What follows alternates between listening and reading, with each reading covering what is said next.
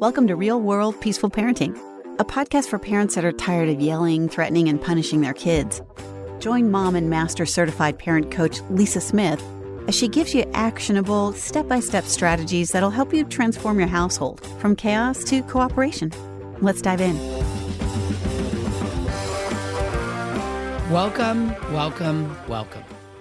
Welcome to today's episode. I am so grateful to be with you today. I am fresh back from visiting the boy on his college campus, and boy, does he look good and happy and doing well, and it warms this mama's heart to see him thriving. Let me ask you something. Have you ever said to yourself, my kid won't do anything unless I yell? Have you ever found yourself asking nicely, repeating yourself, maybe even begging or bribing, and then boom, you snap? Yeah, me too. It used to happen to me all the time, if I'm totally honest with you. And what I know about you, yes, you, is that you don't yell because you want to. You don't yell because that's the kind of parent you dreamed of being. We often yell because nothing else seems to work. And then the guilt rolls in, the pit in your stomach, the voice in your head whispering, why do I have to yell to get them to listen? What is wrong with me? What is wrong with them? If you're nodding right now, I want you to know from the bottom of my heart, you are not alone. And more importantly, you are not failing.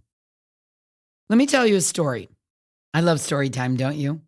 I call this the volcano over the socks. A mom I was coaching once told me about this moment that broke her.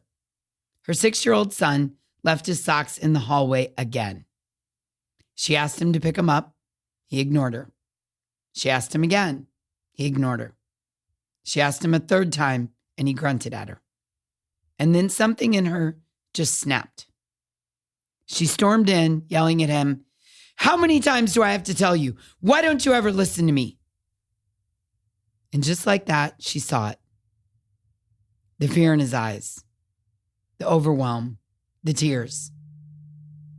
And then came the crushing guilt. Now, this mom and I knew, and maybe you do too, that in that moment, it wasn't really about the socks. It was about the exhaustion, the overwhelm, the fear that she was failing. It was the volcano that was building up over time. And this, my real world peaceful parent, is what yelling is. It's the eruption. But here's what we know, you and I. We know that yelling doesn't solve the problem. Sure, sometimes it gets compliance in the moment for a period of time because your child feels afraid or shocked into action. But at what cost? Because it breaks the trust. It severs the connection. It teaches our kids to respond to fear, not understanding. And worst of all, it doesn't feel good for us, the parents. So what I want to address today is what's really going on when kids don't listen. And in order to do that, we've got to go a little deeper. You with me? Now here's what I want you to hear today.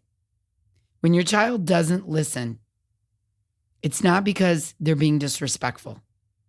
It's really not. It's not because they don't care.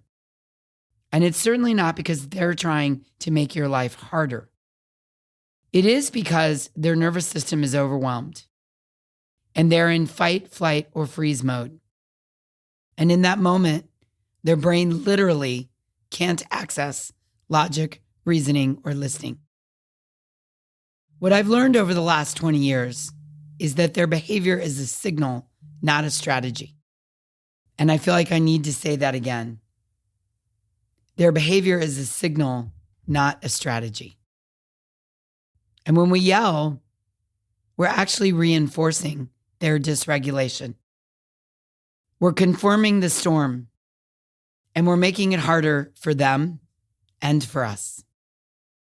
So I want to help you break the cycle. And I want to help you understand what to do instead. Here's what I want to offer you today. You can break the cycle. You, yes, you, do not need to yell to be heard.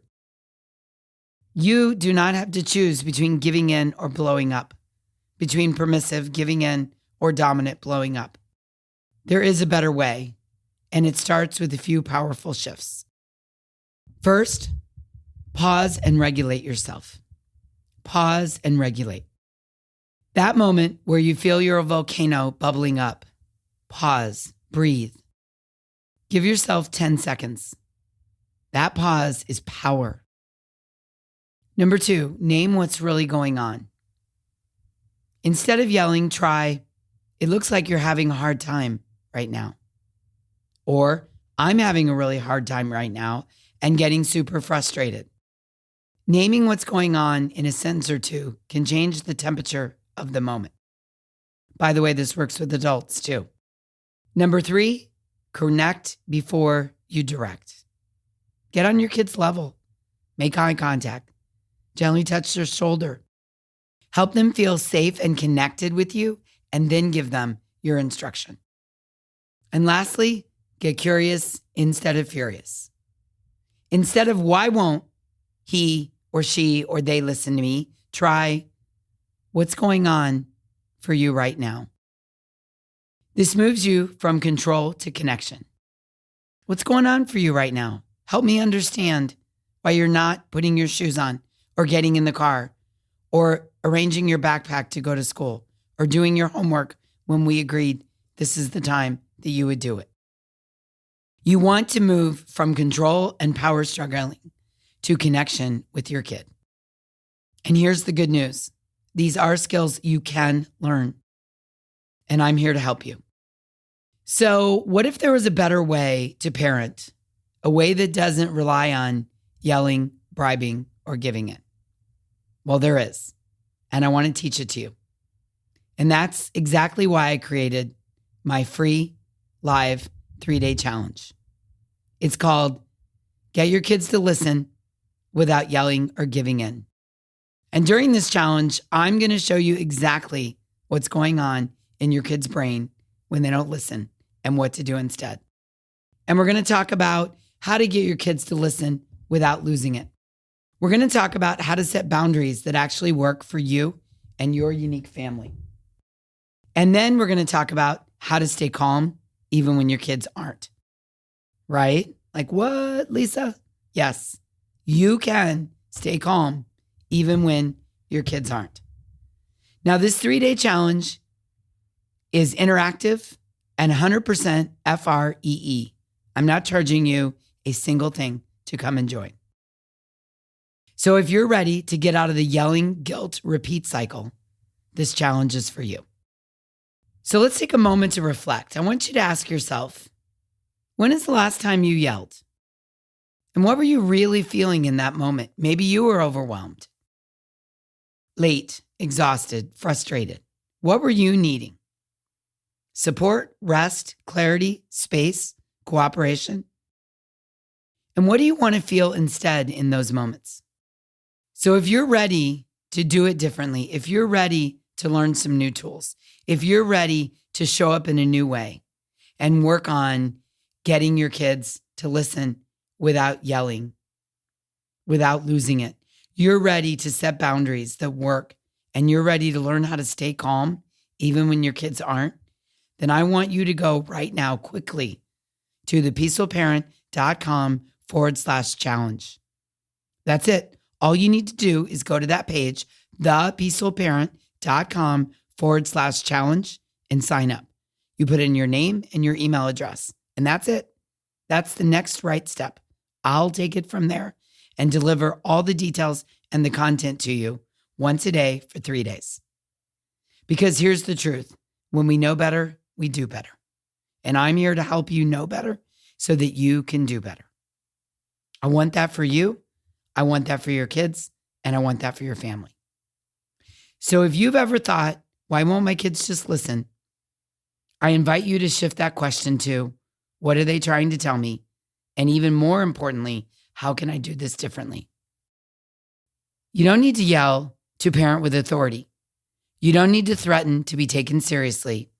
And you don't need to storm to be heard. There is a new way forward, and it starts with connection, empathy, and yes, practice. And that's what we're going to do together in the 3-day challenge. I'll meet you there. And until we meet again, I'm wishing you peaceful parenting. Thanks for listening to Real World Peaceful Parenting. If you want more info on how you can transform your parenting, visit thepeacefulparent.com. See you soon.